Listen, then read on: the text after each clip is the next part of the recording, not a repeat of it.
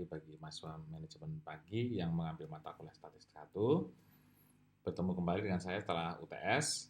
Jadi kita sudah menyelesaikan UTS kemarin dan kebetulan masih sedang saya hitung hasil pekerjaan Anda. Mudah-mudahan dalam minggu depan bisa saya sampaikan hasilnya.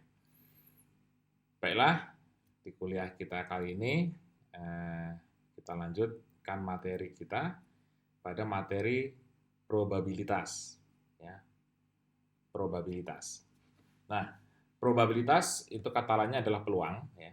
Adalah suatu ukuran di mana akan diperhitungkan kemungkinan akan suatu peristiwa di masa yang akan datang dengan menggunakan peramalan statistika. Nah, ini jadi semacam meramal lah gitu ya, meramal melihat peluang dengan menggunakan peramalan statistika. Jadi bukan meramal tanpa dasar, ini ada teorinya. Probabilitas juga dapat diartikan besarnya angka yang akan menunjukkan kemungkinan suatu peristiwa terjadi di antara beberapa peristiwa yang akan mungkin terjadi. Probabilitas dilambangkan dengan P, ya, dengan P, dinyatakan dalam bentuk angka antara 0 sampai 1 dan juga dalam bentuk persentase. Ya, jadi bisa dalam angka 0 antara 0 dan 1 dan juga dalam bentuk persentase. Nah, probabilitas itu punya maksud agar kita bisa mengambil keputusan yang tepat atas harapan di masa yang akan datang. Gitu ya. Jadi kita punya teori kemungkinan yang terjadi gitu ya di masa yang akan datang ketika kita akan mengambil suatu keputusan agar keputusan yang kita ambil adalah tepat. Nah, pendekatan probabilitas itu ada 3 ya. Yang pertama adalah pendekatan klasik ya. Yang kedua adalah pendekatan relatif dan yang ketiga adalah pendekatan subjektif. Ini pendekatan probabilitas atau pendekatan peluang. Nah, pertama adalah pendekatan klasik. Pendekatan di mana akan diperoleh suatu peluang kemungkinan yang akan muncul dari beberapa pilihan yang diajukan. Jadi ada beberapa pilihan ya, dan kemungkinan yang akan muncul itu apa? Nah, misalnya probabilitas akan terjadi peristiwa A, ya.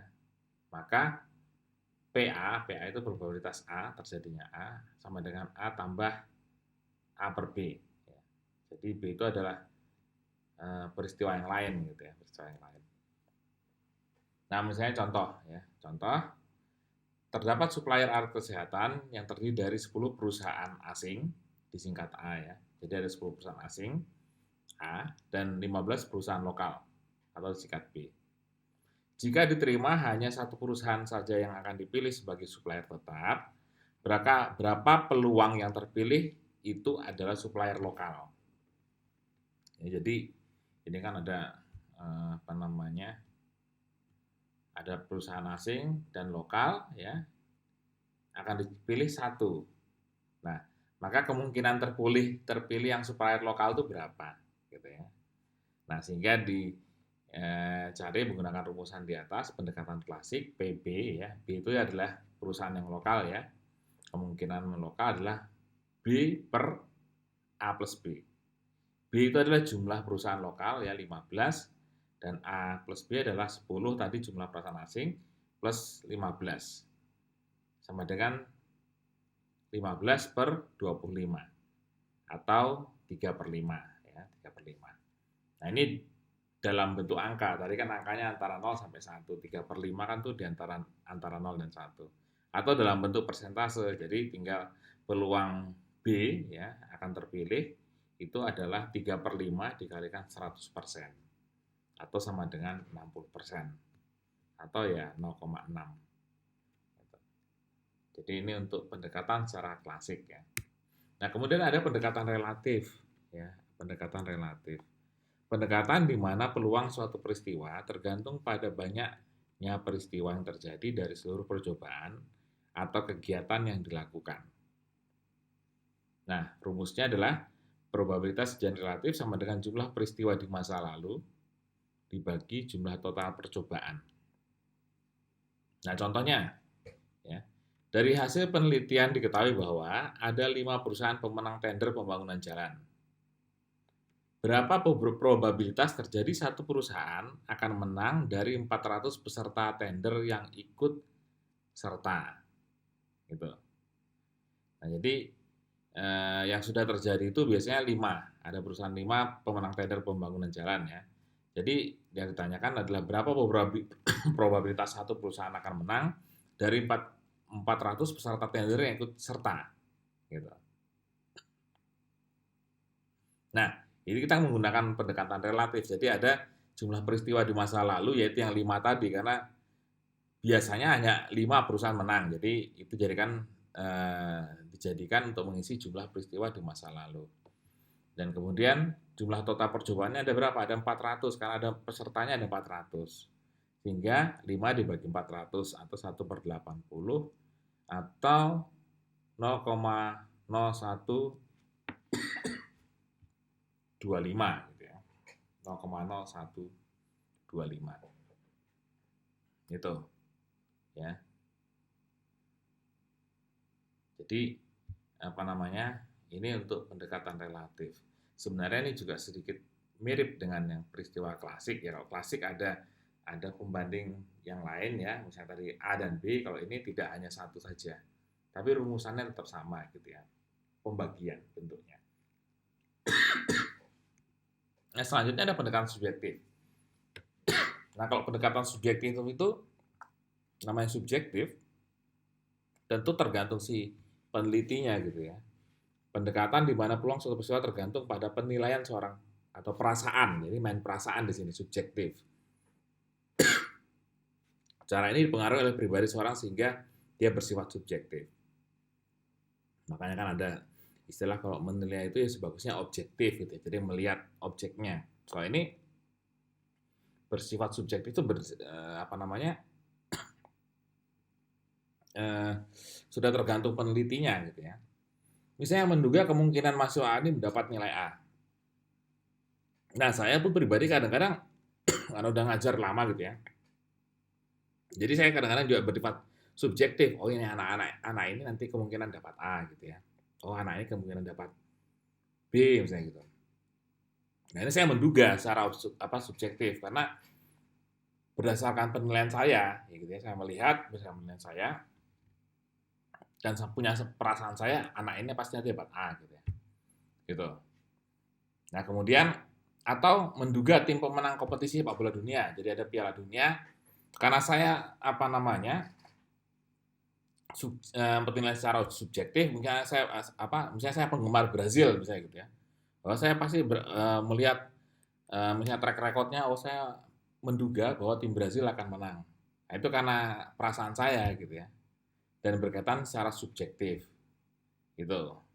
Nah, ini jadi kalau yang tentang menduga-duga itu memang kadang-kadang subjektif ya kalau kita bawakan perasaan kita. Nah, ini pendekatan subjektif ya. Jadi ada tadi klasik, kemudian pendekatan relatif dan juga pendekatan subjektif ya, itu. Nah, selanjutnya ya kita akan melihat hubungan satu peristiwa dengan peristiwa lainnya ya. Pertama, hubungan itu ada yang mutually eksklusif, yaitu hubungan yang saling meniadakan atau saling asing. Artinya bila satu peristiwa sudah terjadi, maka tidak mungkin peristiwa lainnya terjadi. Itu namanya meniadakan. Jadi kalau ada suatu peristiwa terjadi, maka peristiwa lain tidak terjadi. Rumusannya biasanya P dalam kurung A atau B ya. Gitu. Jadi peristiwa A atau peristiwa B. Jadi itu tidak kalau sudah A ya sudah A. Kalau terjadi B, ya bisa saja A tidak terjadi. Nah, rumusnya adalah PA plus PB ya. Jadi probabilitas A ditambah probabilitas B. Gitu. Nah, enaknya kita langsung ambil contoh saja. Misalnya sebuah pabrik air minum mineral 1 literan. Ya, jadi ini tentang produksi air minum. Dilakukan survei ya bulan sebelumnya dari 2000 sampel yang diambil. Jadi ada 2000 sampel botol yang sudah jadi diambil gitu ya. Kemudian ada 250 botol isinya kurang dari 1 liter. Dia kan seharusnya 1 liter ya. Karena kemasan 1 liter. Diteliti 250 isinya kurang dari 1 liter. Kemudian ada 1.700 botol itu pas isinya 1 liter. Dan 50 botol ya itu lebih dari 1 liter. Bisa 1,1 liter lah apa aja, berarti lebih gitu ya. Gitu. Nah, jika kita mengambil 1 botol secara acak, jadi kita misalnya tadi kita ambil 1 botol secara acak, berapa probabilitas mendapatkan isi kurang atau lebih dari 1 liter? Jadi kita melihat apakah isinya probabilitas kita mendapat kurang atau lebih dari 1 liter, itu peluangnya berapa? Gitu.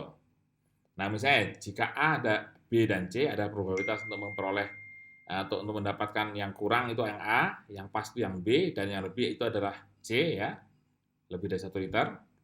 Maka probabilitas A itu adalah 250 dibagi 2000 total sampel tadi ya. 250 adalah yang tadi yang isinya kurang. Kemudian yang pas tadi adalah 1.700 dibagi 2000 atau 0,85, dan C ya adalah probabilitas C 50 bagi 2000 atau 0,025. Ini. Nah, kemudian yang diminta adalah kita ketika ngambil satu, apakah isinya kurang dari atau lebih dari 1 liter. Berarti yang kita pakai A dan C ya. Terjadi A atau C diambil satu.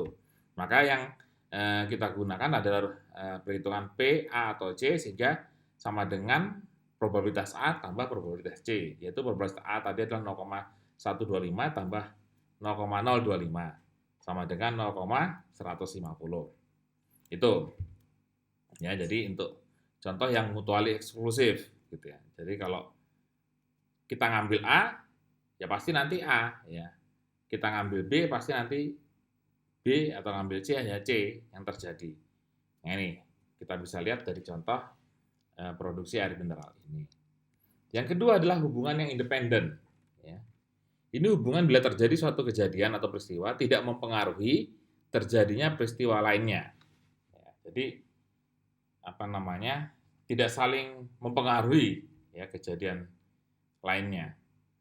Nah, misalnya probabilitas terjadi bersamaan ya. Misalnya probabilitas suatu peristiwa terjadi bersamaan itu P, A dan B ya secara bersama-sama, maka rumusnya adalah P, A dan B sama dengan probabilitas A kali probabilitas B. Nah, bila probabilitas terjadi salah satu dengan rumusan probabilitas A atau B itu sama dengan PA probabilitas A tambah probabilitas B dikurangi PA dan B. Ya. PA dan B. PA dan B hasilnya apa? PA dan B itu adalah PA kali PB. Gitu. Itu. Nah, ini contohnya ya. Sebuah koin dan sebuah dadu dilempar ke atas bersamaan. Berapakah probabilitas memperoleh A, permukaan gambar pada koin, ya jadi koin itu kan ada gambar, ada angka. Gambar pada koin dan permukaan nomor 1 pada dadu. Nah, dadu itu kan punya nomor 1 sampai 6 tuh ya, dalam bentuk bulat-bulat itu gitu ya. Gitu. Kemudian permukaan gambar pada koin atau permukaan nomor 1 pada dadu. Yang A menggunakan kata-kata dan, yang B menggunakan kata-kata atau. Nah, misal probabilitas muncul pada gambar pada koin adalah P gambar ya, G itu gambar adalah setengah. Ya, karena koin kan bermuka 2 ya, 2. Jadi peluang munculnya gambar itu adalah 1/2. Dan permukaan 1 ya, gambar peluang munculnya 1 itu ya. 1 itu pada dadu itu kan 1 aja, satu sisi aja, sehingga 1/6 ya. Dadu itu kan ada 6 sisi ya, gitu. Jadi 1/6. Gitu. Nah, pertama probabilitas gambar dan 1 gitu ya. Berarti kita pakai yang atas ya. PA dan PB berarti PA kali PG kali P1 gitu ya. PG-nya adalah setengah, P1-nya adalah 1/6, sehingga setengah kali 1/6 adalah 1/12. Itu untuk jawaban A. Nah, untuk yang B ya, permukaan gambar atau nomor 1 itu adalah PA tambah PB dikurangi PA kali dikurangi PA dan B. Itu PA dan B itu tadi jawaban ada nomor di A. Nah, sehingga setengah tambah 1/6 dikurangi 1/12 sama dengan 7/12. Jadi peluang untuk yang soal nomor B adalah 7/12, sedangkan peluang yang untuk nomor A, pertanyaan A adalah 1/12 ya. Ini adalah hubungan yang independen. Independen kenapa? Karena koin dan koin dan dadu kan dua hal yang berbeda. Jadi peristiwa di koin tidak mempengaruhi dadu maupun peristiwa di dadu tidak akan mempengaruhi di koin. Nah, ketiga adalah hubungan kondisional atau bersyarat. Bersyarat. Nah, hubungan ini terjadi bila ya salah satu peristiwa atau kejadian harus didahului oleh terjadinya peristiwa lain terlebih dahulu. Jadi, kalau mau terjadi sesuatu harus didahului kejadian sebelumnya gitu ya. Sebelumnya. Nah, misalnya ya probabilitas terjadi peristiwa A dan kedua terjadi setelah peristiwa terjadi A ya, baru bisa terjadi B. Maka peristiwa kedua terjadi setelah terjadi peristiwa A dulu gitu ya. Jadi dilambangkan dengan PB per A ya. PB per A itu maksudnya terjadi B kalau A sudah terjadi gitu ya. Terjadi B kalau A sudah terjadi. Maka probabilitas terjadinya peristiwa A dan B ya. A dan B tadi kan PA tambah B itu harus terjadi dulu A dulu gitu ya. Peristiwa B itu harus terjadi dulu kejadian A. Sehingga PA dan B adalah PA dikalikan B tadi adalah PB per A ya. PB per A. Nah, untuk lebih enak begini contohnya ya. Probabilitas seorang terima di STM Madani adalah 0,8. Jadi kalau ada kita mendaftarkan diri mahasiswa baru gitu ya, masuk ke Madani itu 0,8 peluangnya atau 80% keterima gitu ya. Keterima. Kemudian setelah kuliah dia punya peluang menjadi sarjana adalah 60% atau 0,6 gitu. Maka besarnya peluang seorang menjadi sarjana adalah menjadi sarjana itu kan harus jadi mahasiswa dulu toh, diterima dulu kan. Makanya peristiwa menjadi sarjana harus didahului oleh peristiwa seorang mahasiswa itu diterima di STM Madani terlebih dahulu. Gitu. Jadi tidak ujuk-ujuk dia menjadi sarjana tanpa kuliah atau tanpa diterima dulu ya. Jadi ada peristiwa diterima, kemudian ada peristiwa dia menjadi sarjana. Gitu. Nah, ini ya PA itu dianggap adalah probabilitas menjadi mahasiswa. Itu adalah 0,8 atau 80% tadi. Dan PB per A itu dia sarjana gitu ya. Sarjana, tapi B ini kan dia peluang jadi sarjana, tapi dia harus A dulu. A itu dia harus masuk jadi mahasiswa. Itu adalah 0,6 atau 60%. Ya. Maka PA dan B ya atau besarnya peluang seorang menjadi sarjana. Sarjana itu kan tentu dia sudah keterima dan juga sudah dan menjadi sarjana gitu ya. Maka PA sama kali PB per A. PA-nya tadi 0,8 dan PB per A-nya 0,6. Sehingga peluangnya adalah 0,8 kali 0,6 adalah 0,48. Nah, atau 48% ya. Peluang seseorang menjadi sarjana di STM Madani itu adalah 0,48%. Nah, ini adalah hubungan yang kondisional ya. Dia punya hubungan kondisional.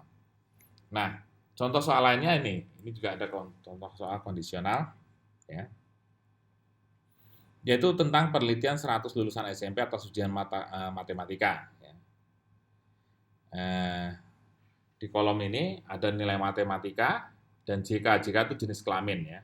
Nah, nilai matematika itu dikelompokkan menjadi dua kelompok, yaitu kelompok A1 dan kelompok A2.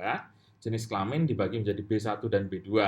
B1 itu laki-laki dan B2 perempuan.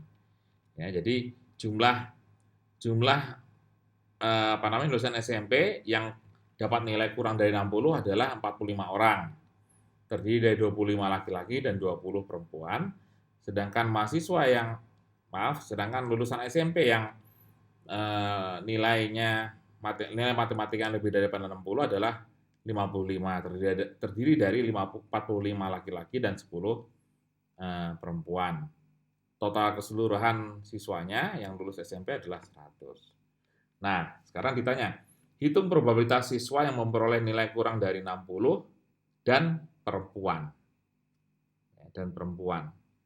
Kemudian hitung probabilitas siswa yang memperoleh nilai lebih dari 60 dan laki-laki. Ya, dia 60 dan juga laki-laki. Yang pertama, kurang dari 60 dan perempuan.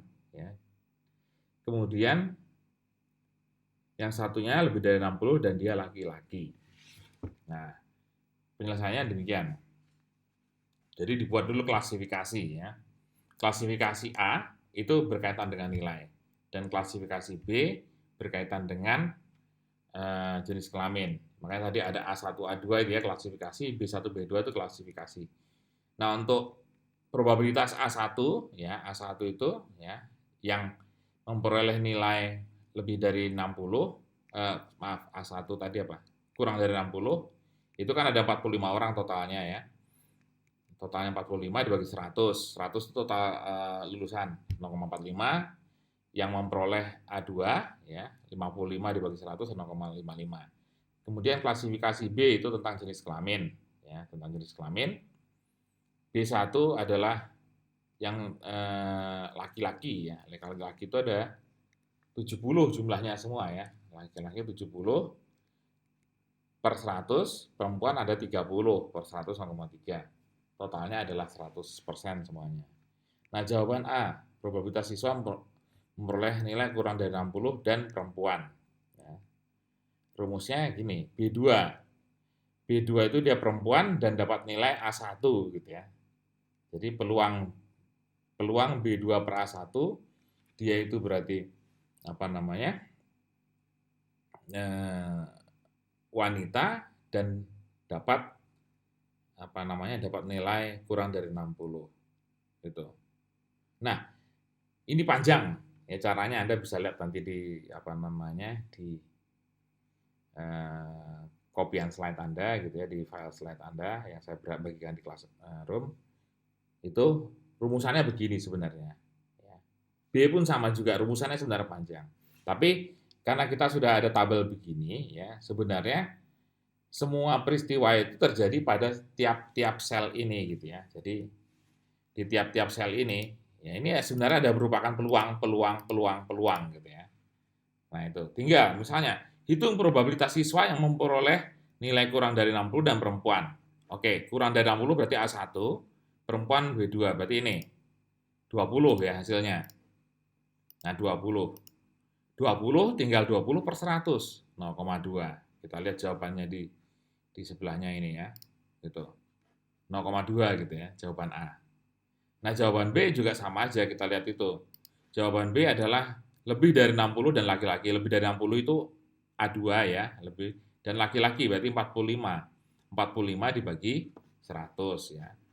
45 dibagi 100 ya 0,45. Itu aja. Jadi menurut saya lebih enak kita melihat dari tabel ini daripada dengan kita ngitung ini, kadang-kadang nanti lupa gitu ya. Nah, ini ya, ini yang tentang kondisional, hubungan kondisional bersyarat. Itu ya. Nah, ini bisa kita memang sering-sering latihan ini karena kalau probabilitas begini kita kadang-kadang tidak bisa ngapalin. Kadang-kadang kita tidak bisa membedakan ya PA dan B atau PA atau B. Nah, yang penting kita ingat nanti dia itu punya independen kah atau mutually eksklusif kah gitu ya. Itu yang perlu kita pahami gitu ya. Oke. Jadi mudah-mudahan Anda bisa latihan lagi untuk yang probabilitas macam begini. Nah, probabilitas yang lain juga tentang teorema Bayes ya, Bayes. Ini juga tentang probabilitas. Ya. Nah, ini teorema Bayes itu bagaimana? Dia muncul dari teori yang menghitung probabilitas jika ada informasi tambahan. Kemudian probabilitas berdasarkan informasi yang disebut dengan probabilitas awal, kemudian Probabilitas setelah ada informasi tambahan tadi disebut dengan probabilitas yang direvisi, reverse or posterior probability. Nah, untuk teorema Bayes kita paling enak menggunakan contoh ini, gitu ya. Contoh ini. Misal sebuah pabrik menggunakan 4 mesin A, B, C, dan D. Ya. Hasil produksi di akhir bulan, jadi ada di akhir bulan dihitung gitu ya. Mesin A ada 100 buah, B 120 buah, C 180 buah, dan D 200 buah. Ya, ini hasil produksi dari keempat mesin itu. Dan jumlah keseluruhannya adalah 600. Jadi ini kalau dijumlahkan 100 tambah 120, 180, tambah 200 itu kan 600 jumlahnya. Nah, mesin A dan B punya peluang menghasilkan barang rusak 5%. Sedangkan mesin C dan D hanya 1%. Ya. Jadi mesin A dan B itu mungkin udah model lama gitu. Jadi kemungkinan munculnya barang produk rusak yang dihasilkan ada 5%, sedangkan C dan D ada hanya 1%. Nah, jika dari 600 barang tadi diambil satu secara random ya, diambil satu secara random dan ternyata rusak gitu ya. Dan ternyata rusak. Berapa probabilitas yang barang rusak diambil tadi itu berasal dari mesin D? Itu. Ya, berapa kemungkinannya dari mesin D? Itu. Ya kan? Nah, ini. Jadi ini apa namanya? Kemungkinan hal begini ya bisa untuk misalnya produk yang sama ya yang dihasilkan sama tapi mesinnya banyak gitu ya. Itu. Jadi produknya sama tapi menggunakan mesin yang banyak sehingga mau dilihat nih ketika saya ngambil ini kemungkinan dari rusak dari mesin D ini berapa gitu. Nah, sehingga kita buat dulu ya PA itu adalah probabilitas barang dari A adalah 100 dibagi 600 bagi totalnya 1/6, BB juga ya 120 dibagi 600 1/5, PC adalah 180 dibagi 600 3/10, PD 200 dibagi 600 sama dengan 1/3. Nah, ini peluang produksi dari masing-masing mesin. Nah, kemudian peluang rusak ya, peluang rusak. Pertama, rusak di A, PR di A. Ya. Jadi PR per A itu 0,05, 5% tadi kan 0,05. Yang di B juga 0,05, di C dan D adalah 0,01 atau 1%. Nah, sehingga barang rusak yang di D ya, itu dihitung dengan formula Bayes. Rusak di D berarti dia PD rusak. Jadi probabilitas barang D dari D dan dia rusak. Nah, rumusnya ini gitu ya, rumusnya ini. Jadi, rumusan teorema Bayes sebenarnya ini gitu ya. Rumusannya ini teorema Bayes ya. Tapi paling enak kita letakkan aja langsung hitungan tadi, contoh-contoh tadi dalam perhitungan ini.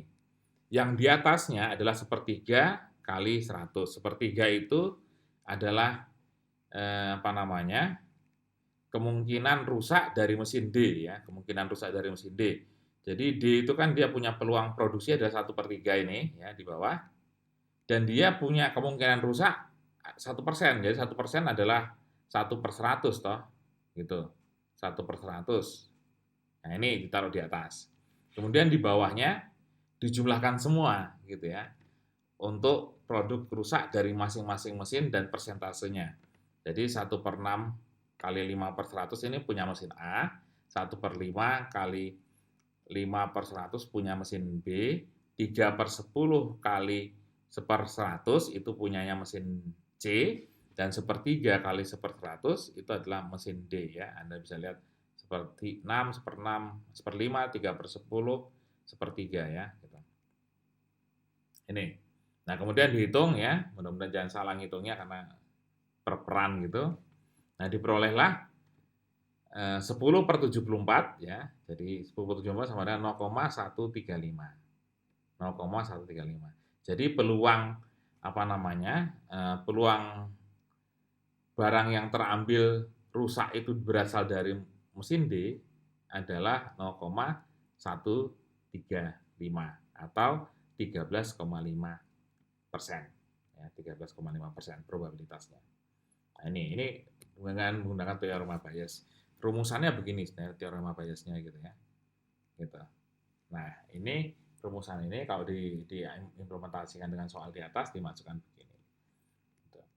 Nah, contoh yang kedua begini, ada dua juga ya. Perusahaan Abdi mempunyai dua mesin, D1 dan D2. D1 dapat memproduksi 40% dan D2 sebesar 60%. Jadi sama-sama apa namanya? Masing-masing mesin ini punya kapasitas beda gitu ya, beda. Nah, di mesin satu dia punya persentase rusak 3% menghasilkan barang rusak dan D sebesar 5%. Ya mungkin mesin D lebih tua bisa dari gitu. Jika suatu produk diambil secara random atau acak, berapa besar probabilitas terambil output yang rusak? Jadi kalau diambil satu produk secara random, kemungkinan dia rusak itu berapa? Nah, kemudian yang kedua, B ya, berapa probabilitas output rusak dihasilkan oleh mesin D dan dihasilkan juga oleh mesin kedua, D2. Gitu. Nah, untuk menghitung itu kita harus terjemahkan dulu ya. Soalnya persentase produksi mesin D atau PD1 adalah 40% atau 0,4. Persentase produksi mesin D2 atau PD2 sama dengan 60% atau 0,6. Kemudian persentase produk rusak di mesin D1 itu PR D1, rusak di D1 3% ya, atau 0,03. Dan persentase produk rusak di mesin D atau PRD2 sama dengan 35, kok 35% sih, 5% ya. Nanti tolong dibenarkan itu di slide Anda ya, 5%. Oke. Kemudian soal pertama, berapa probabilitas output yang terambil itu rusak jika diambil satu secara random ya.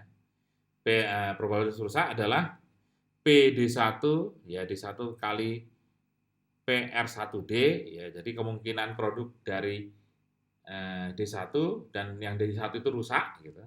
Kemudian ditambah kemungkinan berasal dari D2 dan D2-nya rusak gitu. Nah, ini jadi pengaliannya ini ya dari rumusan ini dimasukkan data-data yang diketahui tadi, ketemulah 0,042. Jadi jika diambil satu produk secara random, ya kemungkinan dia rusak adalah 0,042 atau 4,2%. Nah kemudian B, probabilitas rusak untuk mesin D1 dan D2, ya itu berarti PD1 dan rusak gitu ya. PD1 dan rusak itu rumusnya adalah PD1 kali PR1 dan PR yang rusak gitu ya. Gitu. Nah, PR tadi kan dapat di A tadi ya, dapat di A.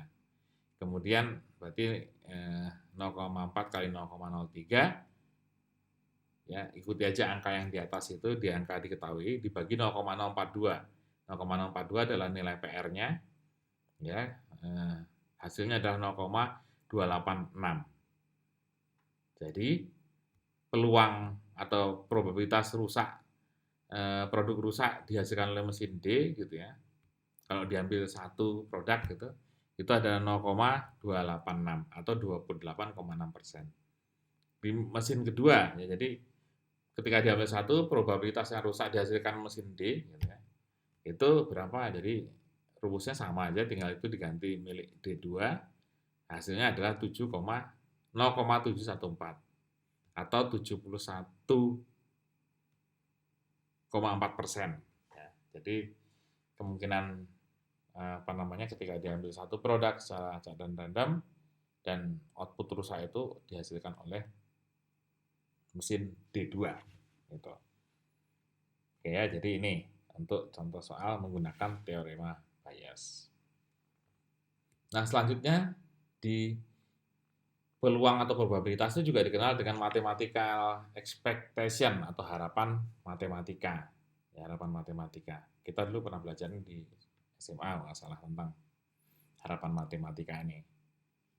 Ini apa? Ya, harapan matematik itu atau mathematical expectation adalah peristiwa yang berkaitan dengan kemungkinan terjadinya kombinasi. Jadi terjadinya kombinasi atau pemasangan gitu ya, pemasangan.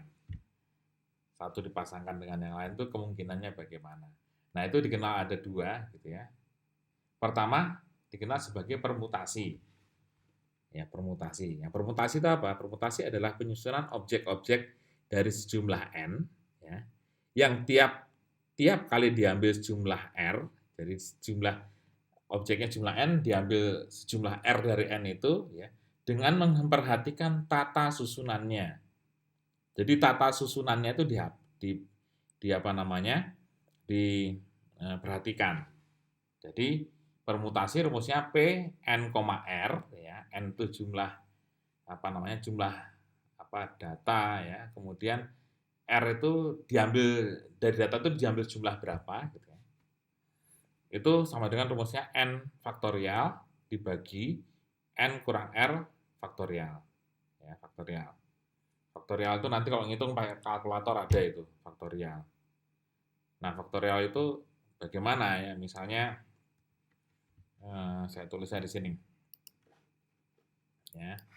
Misalnya 3 faktorial, gampangnya seru gitu ya. Itu sama dengan 3 kali 2 kali 1. Itu faktorial gitu ya. Gitu. Jadi misalnya nanti 5 faktorial itu sama dengan ya 5 kali 4 kali 3 kali 2 kali 1. Nah itu, jadi itu namanya faktorial ya. Gitu. Jadi mengingatkan lagi, kita mengingatkan lagi. Oke, nah contohnya ya. Dari 3 orang pemimpin desa akan dipilih seorang kepala desa dan seorang sekretaris desa. Nah, jadi ada 3 orang pemimpin lah ya, calon pemimpin lah gitu ya. Nah, itu nanti akan dipilih seorang kepala desa dan seorang sekretaris desa. Ya, seorang kepala desa dan seorang sekretaris desa. Nah, bagaimanakah alternatif kombinasi calon yang akan menduduki jabatan tersebut? Gitu. Nah, anggap saja calonnya itu misalnya A, B, dan C ya. A, B, dan C. Urutan pertama dari masing A, B, dan C ini nanti akan diambil 2 ya, 2 untuk menjadi urutan pertama kepala desa, urutan kedua adalah sekretaris gitu ya. Gitu. Nah, ini menggunakan permutasi. Kenapa? Menggunakan permutasi karena apa? Karena posisinya itu urutan pertama, urutan kedua dari yang diambil tadi itu mempunyai makna yang berbeda gitu ya. Kalau dibolak-balik tidak bisa karena urutan pertama adalah harus kepala desa, urutan kedua adalah sekretaris desa gitu. Jadi tidak bisa dibalik-balik. Jadi urutannya itu sehingga harus menggunakan permutasi ya. Permutasi tadi kan memperhatikan tata susunannya. Jadi tata susunannya harus diperhatikan ya. Kalau kita memperhatikan tata susunan berarti kita harus pakai permutasi. Nah, ini. Nah, caranya bagaimana? Menggunakan rumus permutasi P sama dengan N, R, N-nya ada 3 karena ada 3 pemimpin tadi. R-nya itu 2 karena akan diambil 2 aja, seorang kepala desa dan seorang sekretaris desa. Sehingga rumusnya adalah N faktorial dibagi 3 kurang 2 faktorial. Ya, gitu. Nah, 3 faktorial dikurang 2 faktorial, gitu ya. Jadi di atas kan 3 kali 2 kali 1. Di bawah 3 kurang 2 itu kan 1. 1 faktorial kan hanya 1. Sehingga ya 3 faktorial bagi 1 faktorial ya tetap 1 aja, apa 3 aja gitu ya. 3 faktorial. Sehingga 3 faktorial itu 3, 2, 1. 3 kali 2 kali 1. Ya. 3 kali 2 kali 1, 3 kali 2, 6 kali 1, 6. Jadi 6. Ada 6 kombinasi nanti. 6 kombinasi calon pasangan gitu ya kombinasinya. Kombinasinya apa? Tadi kan ada A, B, C. Bisa AB, ya. Bisa AC, bisa BC, bisa BA, bisa CA, dan juga bisa CB. Nah ini kan urutan pertama adalah kepala desa. Kalau AB ini berarti A kepala desa, B sekretaris. Yang AC, A kepala desa, C sekretaris. BC adalah B kepala desa, C sekretaris. BA, B kepala desa, A-nya sekretaris. Jadi BA di sini tidak sama dengan AB ya, karena itu urutannya beda kan, gitu. Karena posisi pertama adalah kepala desa. CA juga tidak sama dengan AC karena beda apa namanya, beda urutannya, gitu. CB juga tidak akan sama dengan BC. Ya, karena urutannya sangat diperhatikan mana yang kepala desa, mana yang sekretaris desa. Ya, itu ini. Jadi penggunaan permutasi semacam ini. Nah, selanjutnya kombinasi, ya, kombinasi. Nah, kombinasi ini berbeda dengan permutasi. Kalau permutasi tadi memperhatikan, kalau ini dia tidak memperhatikan tata susunannya, ya, tidak memperhatikan tata susunannya karena kombinasinya sama saja gitu ya, sama saja. Bolak-balik sama saja. Itu kita menggunakan kombinasi. Rumusnya adalah CNR, ya. Tadi kan PNR, ini CNR sama dengan N faktorial dibagi R faktorial dikalikan N kurang R faktorial. Ini rumusnya. Nah, contohnya ya. Contohnya, misalnya ada 3 orang pemain bulu tangkis A, B, dan C. A, B, dan C, hendak dipilih 2 orang pemain untuk bermain ganda. Ya, untuk bermain ganda.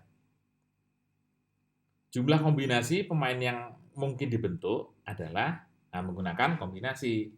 Perhitungan kombinasi yaitu C 3,2 sama dengan 3 faktorial dibagi 2 faktorial dikali 3 faktorial kurang 2, 3 kurang 2 faktorial.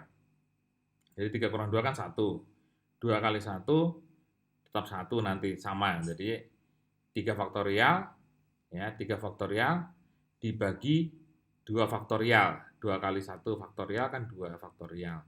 Jadi itu ya. Di atas 3 faktorial kan 3, 2, 1. Yang bawah 2 faktorial kan 2 kali 1. Nah, 21 di atas bisa dicoret gitu, tinggal 3 faktor 3 tinggal 3. Jadi 3 pasang. Nah, 3 pasang itu apa? Kombinasinya adalah AB, bisa AB ya. Bisa AC, bisa BC. Gitu. Nah, AB dengan BA kan sama aja. Jadi kita tidak perhatikan tidak perhatikan tata susunannya. AB dengan BA itu sama, AC dengan CA sama, BC dengan CB itu sama. Sama saja karena nggak perlu diperhatikan. Berbeda tadi dengan masalah jabatan tadi kan. Jabatan pertama adalah kepala desa, jabatan kedua adalah sekretaris. Itu harus diperhatikan tata urutannya. Kalau ini tidak, tata susunannya tidak perlu diperhatikan. Yang penting dia satu kelompok aja gitu ya. Gitu. Jadi apalagi untuk kasus misalnya tentang pemain ganda gini ya, pokoknya A dan B dengan B dan A sama aja, satu kelompok gitu ya. Oke, jadi ini adalah tentang kombinasi ya. Itu tentang Anda bisa banyak latihan gitu ya. Ini sebenarnya soal-soal mengenai kombinasi permutasi banyak gitu ya. Juga tentang soal-soal probabilitas. Nah, mudah-mudahan di kuliah awal tentang probabilitas ini bisa membuka gambaran Anda tentang bagaimanakah probabilitas itu ya digunakan dalam statistika guna untuk mencoba memprediksi munculnya suatu peristiwa. Baiklah, itu ya kuliah kita kali ini.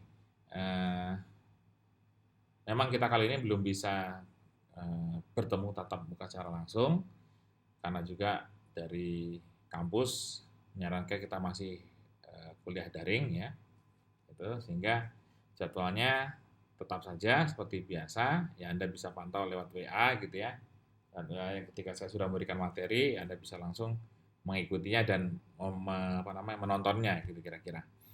Oke, itu aja dari saya ya, tetap jaga kesehatan kita bersama ya. Dan kita berdoa semoga wabah ini segera berlalu dan kita bisa berjumpa lagi. Itu aja. Sekian dan terima kasih.